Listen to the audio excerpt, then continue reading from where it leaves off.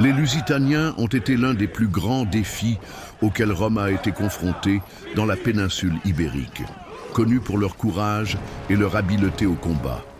Ce peuple a résisté avec bravoure à la domination romaine, utilisant des tactiques de guérilla et défendant son indépendance avec détermination. Dans cette vidéo, nous allons explorer l'origine et l'histoire des Lusitaniens ainsi que leur résistance contre la puissante armée romaine. L'origine des Lusitaniens. Les Lusitaniens occupaient une région située entre les fleuves Douro et Tage, une zone pleine de montagnes, de vallées et de terrains difficiles d'accès. Cette géographie contraignante a contribué à façonner leur mode de vie et leur esprit indépendant, car le territoire offrait naturellement une protection contre les envahisseurs. Ils vivaient dans de petits villages fortifiés, appelés castros, situés à des positions stratégiques. L'origine des Lusitaniens est un sujet qui mêle des éléments historiques et archéologiques. Bien que certains, comme le géographe Strabon, les classifient comme un peuple distinct, des preuves archéologiques suggèrent qu'ils étaient en réalité un peuple d'origine indo-européenne, pré-celtique. Avec le temps, les Lusitaniens ont incorporé des éléments culturels celtiques en raison de leur proximité géographique, mais ils ont conservé des caractéristiques qui les distinguaient des autres tribus voisines. Des historiens comme Pline l'Ancien ont renforcé cette distinction dans leurs écrits, notant de grandes différences entre les Lusitaniens et les autres peuples ibériques et celtiques. Les Lusitaniens étaient largement reconnus pour leur bravoure et leurs compétences militaires, étant décrits par les historiens anciens comme l'un des peuples les plus courageux de la péninsule ibérique. L'historien gréco-romain Diodore de Sicile est allé jusqu'à les comparer aux Cimbres, une célèbre tribu celte connue pour sa force et sa résistance. Conflit entre Lusitaniens et Romains. Les premiers conflits entre les Lusitaniens et les Romains ont émergé dans le contexte de l'expansion de Rome dans la péninsule ibérique. Après la défaite de Carthage lors de la Deuxième Guerre punique, en 206 avant Jésus-Christ. Rome a pris le contrôle des anciens territoires carthaginois au sud de la péninsule, y compris des régions importantes en Espagne. Cette domination a provoqué des tensions avec les populations locales, qui se sont rapidement rebellées contre la présence romaine. La conquête romaine a généré une grande insatisfaction parmi les peuples natifs de la péninsule ibérique. Les populations ibériques et celto-ibériques, connus pour leur indépendance et leur culture guerrière, ont commencé à résister. Ces révoltes initiales, concentrées dans le sud et le centre de l'Espagne, se sont rapidement étendues pour inclure d'autres peuples libres, comme les Lusitaniens, qui habitaient l'ouest de la péninsule. Les Lusitaniens ont commencé à combattre les Romains en 194 avant Jésus-Christ, adoptant des tactiques de guérilla pour affronter la puissante machine militaire romaine. Ils attaquaient principalement l'Hispanie ultérieure, l'une des deux provinces romaines de la péninsule située plus au sud. Ces incursions visaient à défendre leur territoire et à résister à la domination étrangère. Les batailles entre Lusitaniens et Romains ont duré des décennies, et la nature montagneuse du territoire lusitanien leur donnait un avantage stratégique, permettant des embuscades et des attaques rapides contre les armées romaines.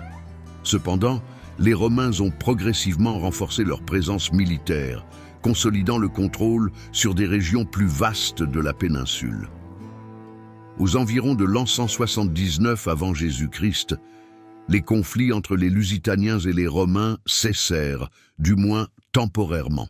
Cela fut en grande partie dû à l'action de Tiberius Sempronius Gracchus, gouverneur romain de l'Hispanie ultérieure. Gracchus gagna le respect des Lusitaniens en adoptant une approche plus diplomatique et conciliante. Plutôt que de s'appuyer uniquement sur des actions militaires, sa capacité à négocier et à établir des accords permit de créer une trêve entre les deux camps. Mais bientôt, les Lusitaniens furent à nouveau confrontés à des temps difficiles sous l'administration de nouveaux gouverneurs romains. Ces dirigeants, motivés par la cupidité, ne partageaient pas la diplomatie de Gracchus et commencèrent à opprimer les tribus locales, ignorant complètement les accords précédents. En 154 avant Jésus-Christ, frustrés par les conditions imposées par les gouverneurs et après avoir vu leurs plaintes ignorées par le Sénat romain, les Lusitaniens reprirent les hostilités contre Rome. Ils lancèrent des attaques contre l'Hispanie ultérieure, résistant courageusement à l'occupation romaine. Quelques années plus tard, en 153 avant Jésus-Christ, des groupes de Lusitaniens firent preuve d'audace en traversant les colonnes d'Hercule, situées dans l'actuel détroit de Gibraltar, et en attaquant des territoires en Afrique, portant le conflit au-delà des frontières de la péninsule ibérique. Le massacre de Galba. Les Lusitaniens continuèrent de résister avec force et détermination. En 152 avant Jésus-Christ, ils infligèrent une défaite significative au gouverneur de l'Hispanie ultérieure, Servius Sulpicius Galba. Bien que les Lusitaniens aient fait preuve de courage et de compétences militaires, des années de guerre eurent un coût élevé. Leurs terres furent dévastées, de nombreux villages incendiés et des milliers de personnes furent tuées ou réduites en esclavage. Confrontés à des difficultés extrêmes, les Lusitaniens décidèrent de négocier la paix. Ils envoyèrent des émissaires à Galba, qui semblaient prêts à écouter leurs doléances. Selon l'historien Appien, Galba reconnut les difficultés des Lusitaniens et sembla compatir à leur situation. Il déclara qu'il comprenait que la pauvreté des sols et le manque de ressources les avaient poussés à la guerre, et il promit une solution pacifique. Galba affirma qu'il leur donnerait de bonnes terres et qu'il les établirait dans des régions fertiles, en les divisant en 3 groupes pour une meilleure organisation. Ces paroles semblaient offrir de l'espoir à ce peuple déjà épuisé par la guerre. Il demanda aux Lusitaniens de déposer leurs armes en signe de leurs intentions pacifiques. Mais cette promesse était un piège cruel. Après avoir désarmé les Lusitaniens, Galba ordonna que des tranchées soient creusées autour d'eux. Lorsque les familles furent encerclées, les soldats romains avancèrent, tuant tous les hommes en âge de combattre et réduisant en esclavage les femmes et les enfants. Ce massacre choquant laissa peu de survivants et marqua profondément les Lusitaniens. Galba conserva la plus grande partie du butin pour lui-même et retourna à Rome, impuni, protégé par son immense richesse, malgré l'indignation du Sénat romain. Viriate, le chef des Lusitaniens. Parmi les rares survivants du massacre de Galba se trouvait un jeune homme nommé Viriate, dont la vie allait être à jamais transformée. Il jura de se venger de Rome et se consacra à la cause de son peuple. Viriate se distingua rapidement en tant que chef et guerrier, devenant une figure centrale de la résistance lusitanienne. En 147 avant Jésus-Christ, Viriate rejoignit une armée lusitanienne qui envahit la région de la Turdétanie, une zone contrôlée par les Romains. Le légat romain Caius Vetilius réagit rapidement, encerclant les Lusitaniens près d'un fleuve et les laissant sans issue. Désespérés, les Lusitaniens envoyèrent des émissaires à Rome, offrant de déposer leurs armes en échange de terres fertiles, dans une tentative d'éviter davantage d'effusion de sang. Certains chefs lusitaniens étaient prêts à accepter la reddition. Viriate s'y opposa fermement. Se souvenant de la trahison de Galba, il inspira ses compagnons à résister, faisant appel à la fierté et au courage de sa tribu. Convaincus par ces paroles, les Lusitaniens nommèrent Viriate comme nouveau commandant de toute l'armée. Viriate démontra rapidement son génie militaire. À la tête de la cavalerie lusitanienne, il utilisa des tactiques de guérilla pour désorienter les Romains avec des attaques rapides et bien calculées. Il déjoua Vetilius et ses troupes, créant une brèche qui permit à l'infanterie lusitanienne de s'échapper du siège. Cet épisode ne sauva pas seulement les Lusitaniens d'une défaite certaine, mais il marqua également le début d'une brillante campagne de résistance menée par Viriate contre Rome. Après avoir échappé au siège romain dirigé par Caius Vetilius, Viriate organisa une embuscade remarquable dans la vallée de la rivière Barbula. Utilisant sa cavalerie pour attirer les Romains dans un passage étroit, Viriate lança une attaque coordonnée avec son infanterie, infligeant de lourdes pertes à l'armée romaine, y compris la mort de Vetilius.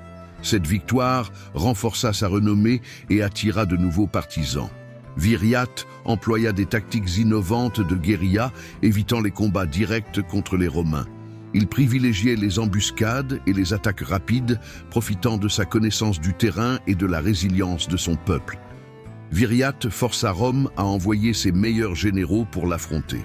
Entre les années 146 et 142 avant Jésus-Christ, il affronta des campagnes militaires dirigées par Fabius Maximus, Aemilius, Quintus Pompée et Fabius Maximus Servilianus. Malgré quelques défaites, Viriate réussit à encercler Servilianus et à négocier un traité qui reconnaissait les Lusitaniens comme amis du peuple romain. Cet accord fut une réussite remarquable pour les Lusitaniens et consolida Viriate comme un leader imbattable. Cependant, le traité fut perçu comme une humiliation pour Rome, et la paix ne dura pas. Sous le commandement de Quintus Servilius Caepio, les Romains reprirent la guerre en 140 avant Jésus-Christ. Incapable de vaincre Viriate lors de combats directs, Caepio corrompit 3 proches alliés de Viriate, nommés Draxo, Tauco et Minurcius, pour l'assassiner. Viriate fut tué dans son sommeil, marquant la fin de son leadership et de la résistance organisée des Lusitaniens. Les traîtres fuirent vers les Romains pour réclamer le paiement promis, mais ils furent rejetés sous prétexte que Rome ne récompensait pas les traîtres. Après l'assassinat de Viriate, Tautalus prit la tête des Lusitaniens, mais il ne possédait pas le même talent stratégique que son prédécesseur. Il dirigea un siège infructueux contre la ville de Sagunto, mais fut vaincu par Caepio sur les rives de la rivière Bétis. Contraint de se rendre, Tautalus négocia un traité de paix et les Lusitaniens reçurent des terres pour s'établir, mettant fin aux activités rebelles. La fin de l'indépendance des Lusitaniens. Les années passèrent et les Lusitaniens furent l'une des dernières tribus ibériques à être complètement soumises. En 60 avant Jésus-Christ, Jules César mena une campagne décisive qui affaiblit le pouvoir lusitanien. Cette action porta un coup final à la résistance organisée du peuple lusitanien. Après la soumission des Lusitaniens, le contrôle romain sur la région fut consolidé avec la conquête de Numance, une ville qui soutenait les tribus du nord-ouest, y compris les Lusitaniens. Cette victoire facilita la pacification totale de la région, permettant aux Romains d'étendre leur administration. Ce processus de conquête fut achevé pendant le règne de l'empereur Auguste, qui unifia la péninsule ibérique sous la domination romaine en 29 avant Jésus-Christ. Auguste proclama la Pax Romana, marquant la fin des guerres civiles romaines et établissant une nouvelle période de paix et de stabilité. Dans ce contexte, la Lusitanie fut intégrée à l'Espagne, qui fut divisée en 3 provinces: la Lusitanie, la Bétique et la Tarraconaise, sous la domination romaine.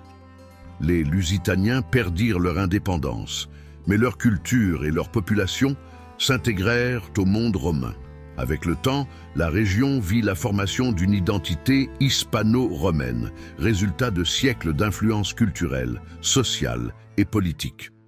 Cette période dura jusqu'au 5e siècle, lorsque les invasions barbares mirent fin au contrôle romain sur la péninsule ibérique, marquant la fin de l'ère de domination romaine sur les anciens territoires lusitaniens. Alors, si vous avez aimé découvrir l'histoire des Lusitaniens, n'oubliez pas de laisser un like sur cette vidéo et de vous abonner à notre chaîne. On se retrouve dans la prochaine vidéo.